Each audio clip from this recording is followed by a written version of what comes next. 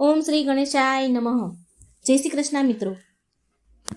સૂર્યનારાયણને જળ ચડાવવા વિશે શ્રી કૃષ્ણ ભગવાને શું કહ્યું છે એ બધું આપણે આ વાર્તામાં સાંભળીશું. સાચી માહિતી, સાચી વિધિ અને મંત્ર શ્રી કૃષ્ણ ભગવાને કહેલા છે. તો મિત્રો, આ વાર્તા પૂરી ધ્યાનથી સાંભળજો. મિત્રો, એકવાર નારદજી શ્રી કૃષ્ણ ભગવાન પાસે આવ્યા અને તેમને પૂછે છે કે હે પ્રભુ, સૂર્યને જળ અર્પણ કરવું એ શું સૂચિત કરે છે? કેમ સૂર્ય ભગવાનને જળ ચડાવવામાં આવે છે? શું લાભ થાય છે? તથા સૂર્યને જળ ચડાવવાની સર્વોત્તમ વિધિ શું છે? ત્યારે ભગવાન શ્રી કૃષ્ણ નારદજીને કહે છે કે હે દેવર્ષિ, તમે સરસ માનવ જાતિના કલ્યાણ માટેનો પ્રશ્ન પૂછ્યો છે. ઉત્તમ પ્રશ્ન છે. સૂર્યદેવની ઉપાસના અત્યંત શુભ અને ફળદાયી છે. પ્રત્યેક મનુષ્યને સૂર્યને જળ જરૂર ચડાવવું જોઈએ. હે દેવર્ષિ, તમને હું અત્યંત પવિત્ર કથા સંભળાવું છું, જેનાથી તમારા મનની દુવિધા દૂર થઈ જશે અને તમારા બધા જ પ્રશ્નોનો ઉત્તર પણ મળી જશે. જે પણ આ કથા સાંભળે તેને 100 વર્ષ સુધી સૂર્યને જળ ચડાવવાનું ફળ પ્રાપ્ત થશે. માટે આ કથા તમે પૂરા ધ્યાનથી સાંભળજો. મિત્રો, ભગવાન શ્રી કૃષ્ણએ સૂર્યદેવને મહિમાનું વર્ણન કરતા નારદજીને એક અત્યંત પવિત્ર કથા સંભળાવી. આ કથામાં સૂર્યદેવને જળ ચડાવવાની સાચી વિધિ અને સૂર્યદેવનો અત્યંત શક્તિશાળી મંત્ર બતાવ્યો છે. માટે પૂરા ધ્યાનથી સાંભળજો. આ કથા સાંભળવા માત્રથી સૂર્યદેવને જળ ચડાવવાનું ફળ મળે છે.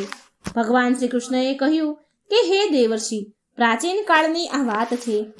દક્ષિણ દેશમાં એક અત્યંત સુંદર એક નગરી હતી. એ નગરીમાં દેવ શર્મા નામનો એક બ્રાહ્મણ કલાવતી નામની તેની પત્ની સાથે રહેતો હતો. દેવ શર્મા શાસ્ત્ર જ્ઞાનમાં પારંગત હતો, પણ તેણે ક્યારેય તેના જ્ઞાનનો સદ ઉપયોગ કર્યો નહીં. દેવ શર્માએ તેના જ્ઞાનનો ઉપયોગ માત્ર ને માત્ર ધન કમાવા માટે જ કર્યો હતો. દેવ શર્માએ તેના જીવનમાં ક્યારેય દાન, પુણ્ય, ધર્મના કાર્ય કર્યા નહીં. તેણે ક્યારેય સૂર્યદેવને જળ અર્પણ ન આપ્યું, અર્ધી ન આપી, સૂર્ય ભગવાનની ઉપાસના ન કરી. તે અત્યંત સ્વાર્થી અને દંભી સ્વભાવનો વ્યક્તિ હતો. એક દિવસ એ જંગલમાંથી પસાર થઈ રહ્યો હતો તો એક અત્યંત ઝેરીલો સાપ તેને કરડી ગયો, એટલે તેનું મૃત્યુ થયું. મૃત્યુ પછી યમના દૂતો દેવ શર્માને યમલોકમાં લઈ ગયા. યમરાજાએ દેવ શર્માના પાપ અને પુણ્યને મૂલ્યાંક કર્યું, પાપ પુણ્યનો સરવાળો કર્યો અને દેવ શર્માને નરકમાં નાખી દીધું. દેવ શર્મા 1 વર્ષ સુધી નરકમાં અનેક વર્ષો સુધી સજા ભોગવતા રહ્યો અને તેના પાપોના પ્રાયશ્ચિત કરવા માટે ફરી તેને મનુષ્ય યોનિમાં જન્મની પ્રાપ્તિ થઈ. મનુષ્ય યોનિ પ્રાપ્ત થઈ. પછી તેના બીજા જન્મમાં એક ગરીબ શૂદ્રના ઘરે એનો અવતાર થયો. બીજા જન્મમાં તેને અત્યંત દુઃખ ભોગવવા પડ્યા. તો તે શૂદ્રના મોટા થતા શૂદ્રને મોટો થયો, ગરીબ ઘરમાં જન્મ્યો, ગરીબ ઘરમાં મોટો થયો અને મોટો થતા પિતાએ તેના લગ્ન એક યુવતી સાથે કરાવ્યા. સુંદર સરસ ગુણવાન સ્ત્રી મળી અને પછી એ યુવતી સાથે એ વનમાં ઝૂંપડી બાંધીને રહેવા લાગ્યો. લગ્ન પછી પણ અનેક વર્ષો બાદ પણ તેને કોઈ સંતાન ન થયું. માટે તે વધારે ને વધારે દુઃખી રહેવા લાગ્યો. પણ આટલું થતાં પણ તેના દુઃખનો કોઈ અંત ન આવ્યો. અમુક વર્ષો સુધી તો તેને સંતાન તો ન થયા, એ દુઃખ તો હતું જ હતું. પણ અમુક વર્ષો પછી તેના શરીરમાં ભયંકર કોઢનો રોગ ઉત્પન્ન થયો અને આ ભયંકર રોગથી તે ખૂબ પીડાવા લાગ્યો. તેના શરીરમાં અગણિત છિદ્ર પડ્યા. એ છિદ્રમાંથી રસી, પસ નીકળવા લાગ્યું. તે કોઢી શૂદ્ર હવે કંઈ પણ કામ કરવાને લાયક ન રહ્યો.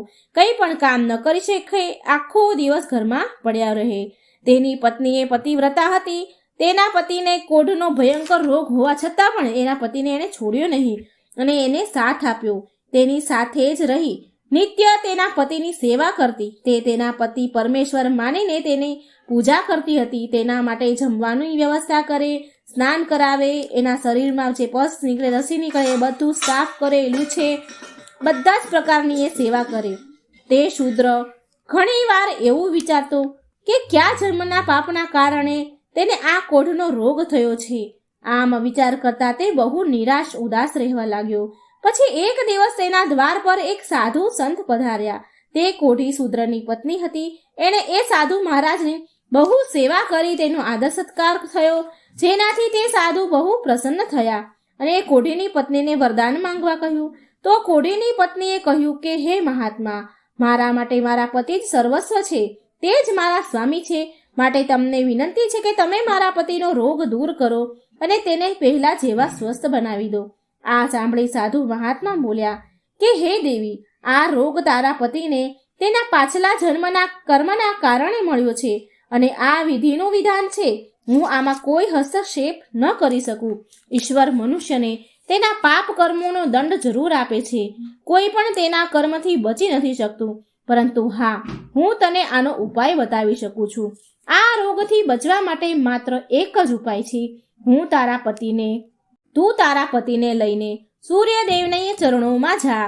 સૂર્યદેવની નિત્ય ઉપાસના કર.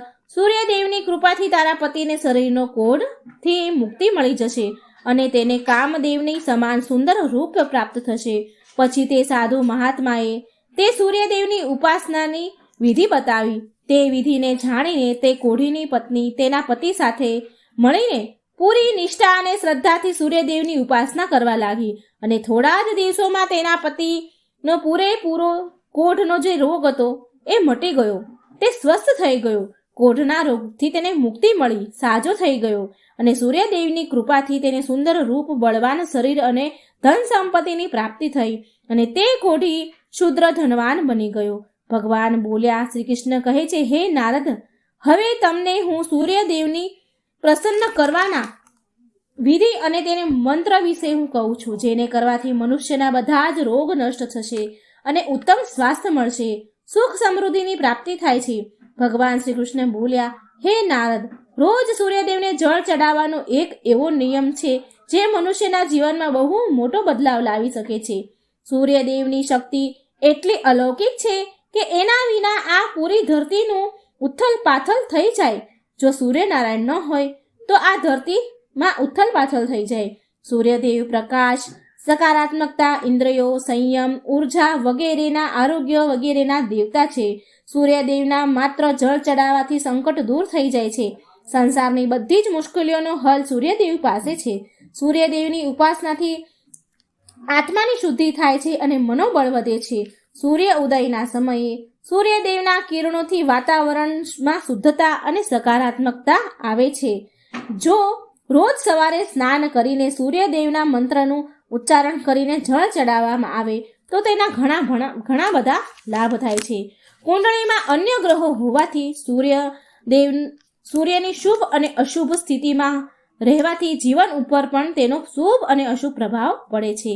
કુંડળીમાં જો સૂર્ય શુભ સ્થિતિમાં હોય તો આપણને સમાજમાં ભરપૂર માન, સન્માન, પ્રતિષ્ઠા, યશ અને સફળતા મળે છે અને જો સૂર્ય અશુભ સ્થિતિમાં હોય તો તેની વિપરીત પરિણામ મળે છે. માટે જો કુંડળીમાં સૂર્યની સ્થિતિ મજબૂત કરવી હોય તો જ્યોતિષ શાસ્ત્રમાં એવી વસ્તુ બતાવવામાં આવી છે જેને પાણીમાં નાખીને સૂર્યદેવને અર્ધી આપવાથી શુભ પરિણામ મળે છે. પણ મિત્રો, ઘણા લોકો સૂર્યને જળ આપતી વખતે બહુ મોટી ભૂલો કરી બેસે છે. સૂર્યદેવને જળ ચડાવતી વખતે મહત્વપૂર્ણ નિયમોના પાલન કરવા જોઈએ. ખોટી રીતે, ગલત રીતે અર્ધી આપીએ તો સૂર્યદેવનું અપમાન થાય એવી બરોબર ગણાય છે. નહીં તો જો આવું થાય, ખોટી રીતે, ગલત રીતે આપણે ભગવાનને અર્ધી આપીએ તો મનુષ્યને કેટલાય કષ્ટનો સામનો કરવો પડે છે અને જળ અર્પણ કરવાનું કોઈ ફળ પણ નથી મળતું. સૂર્યદેવને જળ આપતા સમયે પૂરેપૂરી વિધિનું પાલન કરતા સૂર્યદેવના મંત્રોનો જાપ કરી અને જળ ચડાવવું જોઈએ. તો જ સૂર્યનારાયણને જળ ચડાવવાનું ફળ મળે છે. શાસ્ત્રો અનુસાર સૂર્યદેવ અપ્રસન્ન થાય, જો ક્રોધે ભરાય તો મનુષ્યની બુદ્ધિનો નાશ થાય છે. તેને ચારેય બાજુથી અપમાનનો સામનો કરવો પડે છે. આવા વ્યક્તિની આંખોની રોશની જતી રહે છે, વ્યક્તિની વિદ્યા નષ્ટ પામે છે, તેની યાદ શક્તિ, સ્મરણ શક્તિ નબળી પડી જાય છે, પિતા પુત્રમાં અકારણ વાદ વિવાદ થવા લાગે છે, તેના હાથે અજાણે કેટલાય અપરાધ થઈ જાય છે. માટે સૂર્યદેવના જળ અર્ધીમાં કોઈ ભૂલ ન કરવી જોઈએ. પૂરી વિધિથી, મંત્રથી જળ ચડાવવું જોઈએ. સૂર્યદેવને જળ અર્ધી આપતી વખતે અર્ધી આપવાનો મતલબ છે કે સૂર્ય દેવતાને ભક્તિભાવથી જળ અર્પણ કરવું. આ જળ બંને હાથને ભેગા કરીને કે તાંબાના પાત્રમાં શુદ્ધ જળ ભરીને સૂર્યદેવને જળ અર્પણ કરવું જોઈએ. પણ ધ્યાન રાખવું કે જો તમે હાથની ઓજલ બનાવીને સૂર્યનારાયણને જળ ચડાવો છો, હાથમાં પાણી લઈને જળ અર્પણ કરો છો, તો હાથની તર્જની અને અંગૂઠાને એકબીજાથી જોડીને ન રાખો. એટલે કે હાથના બંને અંગૂઠા એકબીજાને સ્પર્શ ન કરવા જોઈએ. બંને હાથના અંગૂઠાને ફેલાવીને રાખો, દૂર રાખો. જો આપણે આંગળી અને અંગૂઠાને જોડીને રાખીએ છીએ તો આ રાક્ષસી મુદ્રા બની જાય છે અને આ મુદ્રા વડે સૂર્યને જળ આપવું એ અશુભ માનવામાં આવે છે. જો તમે કોઈ પાત્રમાં તાંબાના લોટામાં જળ અર્ધી આપો છો તો પણ એ પાત્રને બંને હાથના અંગૂઠાનો સ્પર્શ ન થવા દો. આ વાતનું ખાસ ધ્યાન રાખો. અર્ધી આપતા સમયે તમારા બંને હાથને ઉપર ઉઠાવીને પાત્રને પકડીને માથું ઝુકાવીને રાખો અને જળ અર્પણ કરો. સૂર્યદેવને અર્ધી હંમેશા સૂર્ય ઉદય થતા સમયે આપવું જોઈએ. ઉગતા સૂર્યની ઉપાસના કરવી એ હંમેશા શુભ માનવામાં આવ્યું છે. સૂર્ય ઉદયના 2 કલાક પછી સૂર્ય અર્ધી જળ ચડાવવાનું કોઈ પરિણામ નથી મળતું.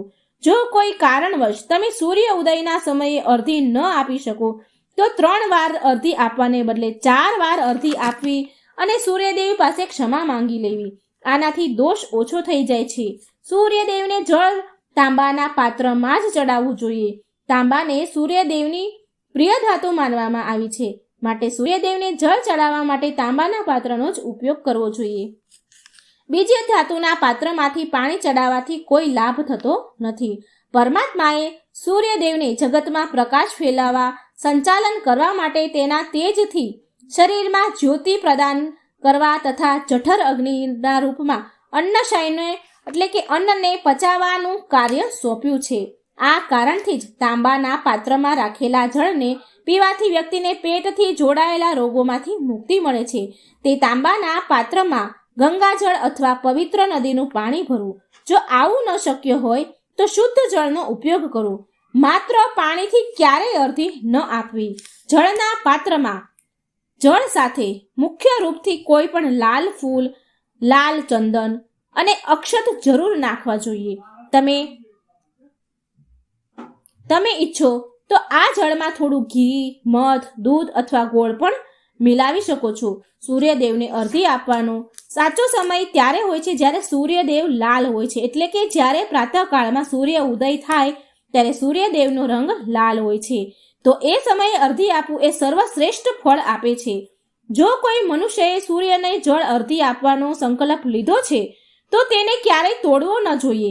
જેટલા દિવસનો સંકલ્પ લીધો હોય એટલા દિવસનો અર્ધી આપવાનો સમય અર્ધી આપવી જ જોઈએ. એ સંકલ્પ તૂટવો ન જોઈએ.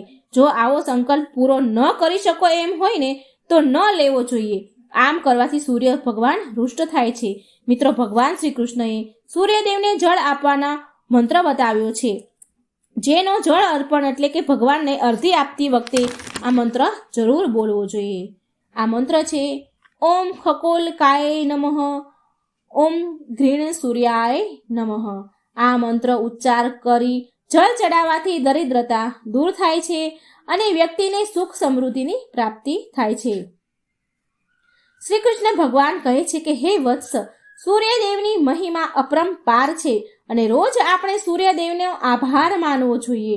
પરંતુ મુખ્ય રૂપથી રવિવારનો દિવસ સૂર્યદેવને અતિશય પસંદ છે. સૂર્યદેવનો દિવસ માનવામાં આવે છે રવિવાર. માટે કુંડલીમાં સૂર્યદેવનો દોષ દૂર કરવા માટે રવિવારના દિવસે વિશેષ રૂપથી સૂર્યદેવની ઉપાસના કરવી જોઈએ. રવિવારના દિવસે સૂર્યને સંબંધિત વસ્તુનું દાન કરવું જોઈએ.